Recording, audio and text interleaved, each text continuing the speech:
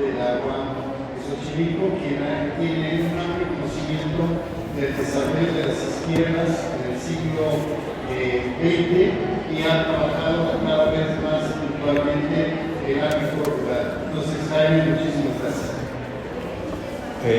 Muy buenas tardes, es un gusto estar con todas y todos ustedes esta tarde en la Universidad Autónoma de Chapingo. Juan, ¿me podrías prestar el libro que tienes, por favor? Les voy a hablar un poco del contenido y de lo que motivó el contenido de este libro que se publicó aquí en el Departamento de Sociología Rural, coordinado tanto por el doctor Juan, la doctora Diana Méndez y quien habla, y lo que está atrás, y lo que está en el libro, ¿no? Atrás hay una necesidad de pensar la condición sociopolítica de la sociedad rural mexicana. Había un cierto malestar en las interpretaciones más contemporáneas de la situación política del país. Esencialmente veíamos con Juan, sobre todo, la discusión en torno a el origen de lo que se ha dado por llamar la transición democrática, que sería el periodo de los últimos 30, 40 años de la vida del país hasta 2018. Y en esa discusión, observando los debates del espacio público, notábamos un desmedro, un aminoramiento de la participación del sector rural. Era como que la democracia en México era producto del ascenso, de la irrupción de las clases medias, esencialmente de pequeñas minorías que acordaban con otras minorías el respeto de leyes. Y entonces, pues, la democracia mexicana era hija de pequeños acuerdos, de acuerdos entre élites, esencialmente. Y Juan y yo nos preguntábamos un poco qué había pasado, por qué habíamos llegado a esa conclusión cuando el desarrollo de la segunda mitad del siglo XX, sobre todo, nos mostraba una gran presencia de la sociedad rural en la vida política. Entonces, bueno, nos dimos a la tarea de tratar de escarbar las raíces de lo que nosotros consideramos una raíz plebeya, una raíz campesina, una raíz popular de la democracia en México, que había quedado oscurecida hasta 2018 por esta idea de que son las clases medias las que con su sabiduría, con su sapiencia, con su racionalidad, con su modernidad, nos habían legado la democracia, a pesar de que este pueblo estaba acostumbrado a un estatismo del que dependía. Todo esto entró en crisis a partir del 2018, está en crisis, y en algún momento, cuando empezamos a observar el despliegue, las raíces de la acción campesina, sobre todo entre 1959 y 1964, nos volvimos a preguntar: ¿y por qué vuelven a aparecer los campesinos, la sociedad rural? ¿Por qué vuelve a aparecer hasta 1959? ¿Qué fue lo que pasó en este país que había vivido una revolución y que en esa revolución no solamente habían perecido un millón de personas? La revolución costó aproximadamente 1 millón de muertos y había generado un gran proceso de organización y de movilización que es inédito o era inédito en el continente. Un conjunto de sectores de la sociedad que no habían tenido ningún tipo de derechos, habían conquistado derechos de participación, de voz, de proyectar su propia idea de futuro por la vía más radical de todas, que era las armas. Y un poco este libro, parte de ese momento contemporáneo, vuelve sobre la explicación de mediados de siglo y trata de trazar hacia atrás, digamos, en una línea temporal, el origen de la movilización de la sociedad rural. ¿Qué van a encontrar en este libro y cuál es el conjunto de hipótesis, a pesar de que las y los autores tengamos distintas perspectivas? La primera es que, por más de que se haya dado muerta la Revolución Mexicana en el siglo XX, este fue un proceso que caló tan hondo, tan profundamente, que incluso el día de hoy podemos seguir pensando que vivimos bajo la sombra de ese acontecimiento. En otras condiciones, con una sociedad mucho más heterogénea, con grandes acontecimientos en medio, pero esencialmente vivimos bajo la idea de un Estado que logra su soberanía nacional por medio de la acción política de grandes sectores de la sociedad. Ese es el primer lema. Y el segundo era entender quiénes habían sido los actores o las actrices, como va a exponer la compañera Elvira Mascorro, cuáles habían sido los principales sujetos en un teatro de operaciones que se montó en el mismo proceso, que no estaba montado el teatro, no estaba montado el escenario, sino que los propios actores fueron construyendo ese escenario. Y encontramos a un par de actores colectivos, aunque también individuales, que fueron definitorios para delinear lo que en este libro se categoriza como el pensamiento agrario radical. En primer lugar, el anarquismo. Es decir, una ideología decimonónica que se desprende del liberalismo, pero que se autonomiza de ese liberalismo y plantea una opción socialmente minoritaria, pero políticamente muy relevante en el inicio de la Revolución Mexicana. Es decir, el anarquismo, aunque va a terminar desapareciendo en las décadas de la modernización postrevolucionaria, jugó como una suerte de imaginación política del futuro. Ese es el primer actor que hay que rescatar una y otra vez, cuál es la condición del anarquismo respecto a la sociedad rural. Porque el anarquismo, a diferencia de Europa, el anarquismo que se produce en México, a diferencia del europeo o del norteamericano, es un anarquismo esencialmente agrario. En cambio, en Europa tiene un componente obrero o artesanal, que no está tan presente en nuestro país. El segundo actor que también está representado en este libro es el comunismo. El Partido Comunista nació en 1919, se disolvió en 1981 y a lo largo de esas décadas, prácticamente 7 décadas, fue un partido esencialmente campesino. El Partido Comunista fue no solamente el corazón de las izquierdas mexicanas durante el siglo XX, sino que además fue un partido que, aunque vislumbraba un futuro en clave de desarrollo tecnológico y de clase obrera o clase proletaria, fue esencialmente un partido campesino. Y para muestra, estamos en el centenario, en este de 2024, de la fundación de las Ligas de Comunidades Agrarias, que tuvieron una gran inspiración en la vida de esa organización. Y a lo largo del siglo XX vamos a encontrar que los principales liderazgos del Partido Comunista Mexicano fueron campesinos esencialmente, y sus bases sociales fueron fundamentalmente agrarias. Agrarias se fueron modernizando, por supuesto, fueron cambiando, se fue complejizando, pero esencialmente la raíz más fuerte de esa rama fue agraria. El tercer actor que encontramos en esta historia son los agrónomos.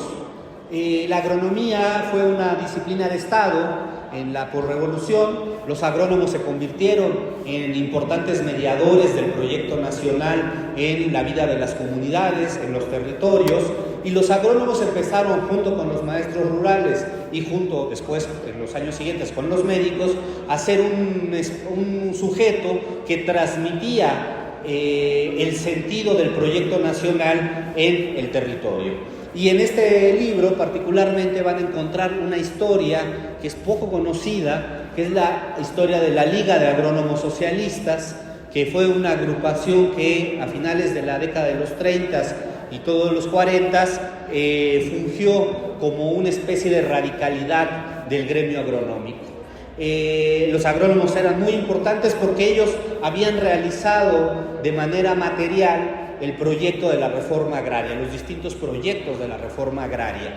Habían sido ellos los que deslindaban las tierras en concreto, y fueron ellos los que impulsaron o intentaron impulsar un modelo que no resultó, que fue el modelo alternativo del ejido.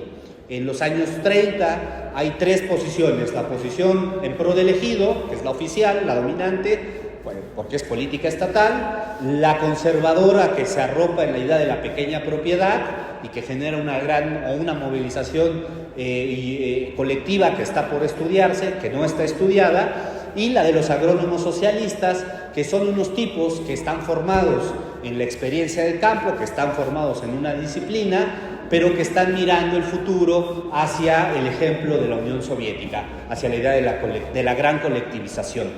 Eso, por supuesto, va a quedar derrotado en los años 40 y va a tender a desaparecerse.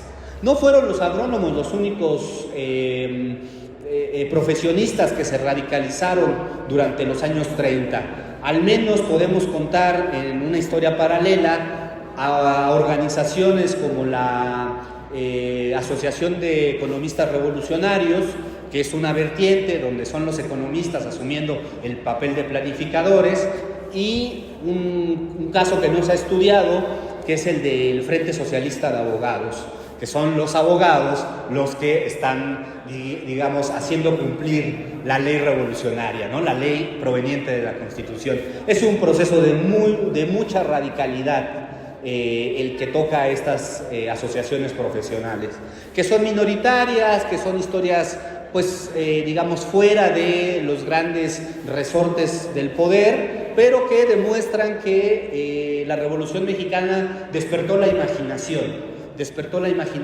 conectó a México con el mundo y provocó el surgimiento de este tipo de propuestas. El cuarto actor que está presente en este libro son los socialistas. Es una versión poco conocida, el socialismo mexicano, que ha quedado oscurecido por la Revolución Mexicana y que tuvo a dos personajes fundamentales: Narciso Bassols, que en realidad era un abogado, y Vicente Lombardo Toledano, que era un profesor, un abogado también, pero esencialmente un profesor, que cumplieron un gran papel en el desarrollo de la reforma agraria. ¿Qué es lo que encuentran con respecto a estos personajes? La visión de Bassols, que es una visión, Bassols es el redactor de la Ley Agraria del 27, que es una ley que trata de superar el Estatuto de Restitución y que busca dar la dotación a nuevos poblados, que no se lleva a cabo porque queda congelada, y que después va a encabezar la crítica a la contrarreforma agraria.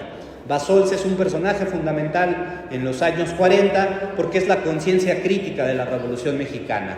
Está convencido de ese programa, está convencido de que la Revolución Mexicana es el camino a seguir, pero se distancia muy tempranamente de los gobiernos, sobre todo a partir de Ávila Camacho.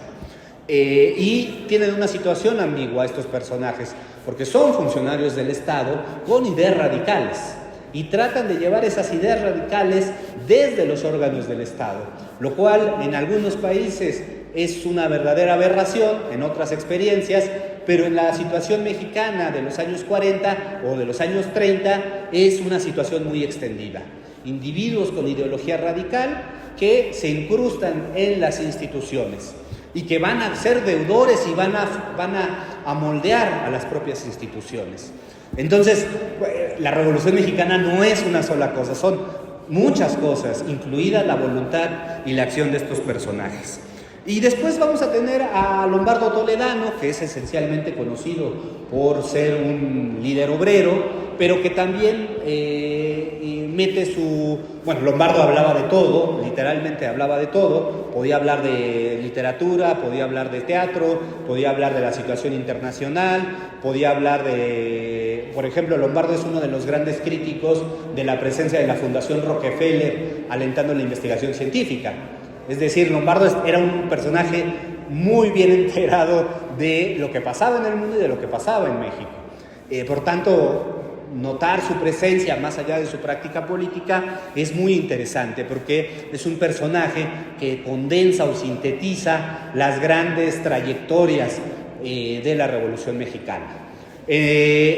Hay además un capítulo que diríamos sería un capítulo extra dentro de esta historia, que sería la presencia de un agrónomo que se llamó Manuel Marco Pardiñas, que fue un gran animador de publicaciones. Mucho del trabajo intelectual sobre la sociedad rural lo conocemos gracias a Manuel Marco Pardiñas, que fue el impulsor de numerosas publicaciones. Una muy importante de ellas se llamó Problemas Agrícola Industriales, que es una colección de estudios de primer nivel en los años 40 y 50. Es una revista que hay que investigar, que hay que revisar, y en los años 60 se vuelve, ya estamos por fuera de la temporalidad de esto, pero lo digo, se vuelve un gran animador de una publicación que se llamó Política, que es la publicación más importante de esa década. El libro y la idea tienen como premisa, pero también como resultado, la idea de que la sociedad rural, o lo que se establece como el pensamiento que aborda la sociedad rural, tiene una beta crítica, tiene una beta política, que no podemos desaparecer en el peso de las instituciones y de un programa que fue un programa autoritario, el que se desarrolló en el siglo XX, sino que hubo también esfuerzos por democratizar, por socializar el poder, por ampliar la capacidad de los sujetos para decidir su propio futuro o su propio destino. Me parece que este tipo de discusiones no son tan solo recuerdos, arqueología de libros viejos o de libros que ya nadie resulta ver. Es una manera de trazar la historia del país desde el punto de vista de sectores sociales que tradicionalmente se han visto minusvalorados en su aporte, ¿no? Para nosotros fue una preocupación del momento lo que nos llevó hasta este buscar las raíces del pensamiento radical, ¿no? Es el horizonte de presente, un horizonte pues marcado por el cambio, la modificación de escenarios políticos, la emergencia de nuevas fuerzas políticos sociales, las que nos hacen mirar hacia atrás, y tratar de trazar un camino distinto, ¿no? Un camino que está lleno de contradicciones, como son todos los caminos, ¿no? Y que expresa una deuda por saldar el conocimiento de todos esos sujetos sociales, todos esos sujetos políticos que con su voluntad, con su imaginación, muchas veces con su vida, porque a esta gente no siempre le fue bien, muchas veces con su vida, contribuyeron a hacer de esta una sociedad más democrática, más justa, más igualitaria, más solidaria, a pesar de los pesares, ¿no? Bueno, eso es todo por mi parte, Juan.